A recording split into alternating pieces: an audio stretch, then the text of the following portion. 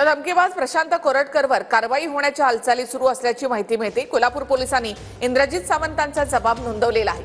शिवरायांबद्दल आक्षेपार्ह विधान करून जातीवाचक गरळ ओकणारा कोरटकर नावाच्या व्यक्तीचा मात्र ती क्लिप खोटी असल्याचा दावा।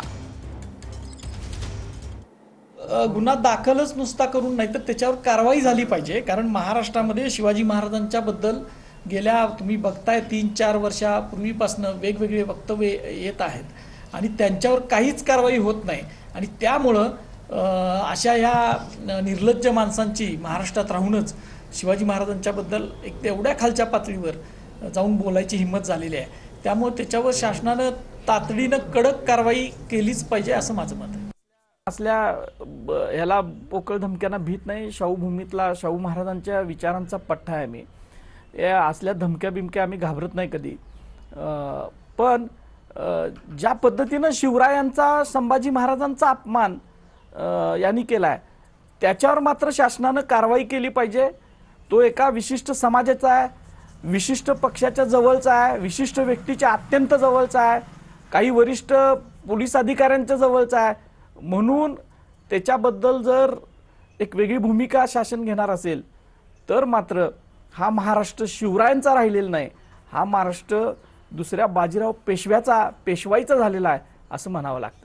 ती गोष्ट त्यांनी मला शहानिशा करून विचारून जर टाकली असती की तुमचा आवाज आहे का नाही आहे। कारण आजकाल आपल्याला माहित आहे की प्रत्येकाचे मॉर्फिंग आवाज करता येतात। त्याच्यामुळे AI मार्फत तुम्ही म्हणायचं मला असं वाटतं की याच्यामध्ये काहीतरी कोणीतरी खोडसाळपणा केला, कोणीतरी माझ्या जवळच्या कोणी जो रायव्हली ठेवत असेल त्यांनी केलेला प्रकार आहे। आणि त्याच्यामुळे सोशल मीडियाचा वापर करून AIचा वापर करून काहीतरी आवाज क्रिएट करण्याचा प्रयत्न केला, धमकी देण्याचा प्रयत्न केला। त्याची मी पण पोलिसात तक्रार करणार आहे आता की कोणी नेमकं माझ्या आवाजाचा कॉपी केली किंवा काय केलं याची चौकशी केली पाहिजे पोलिसांनी पण।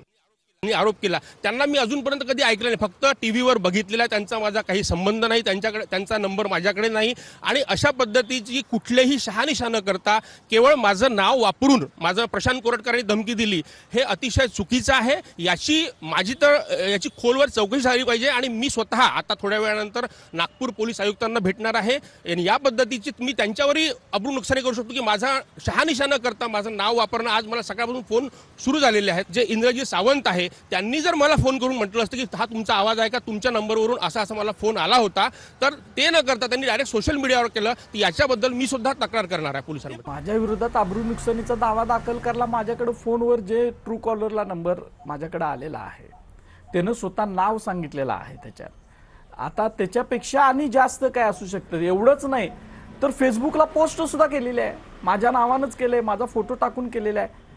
त्यांच्याच फेसबुक त्या एक्सवर काय असतं ना त्याच्यावर पोस्ट आहे।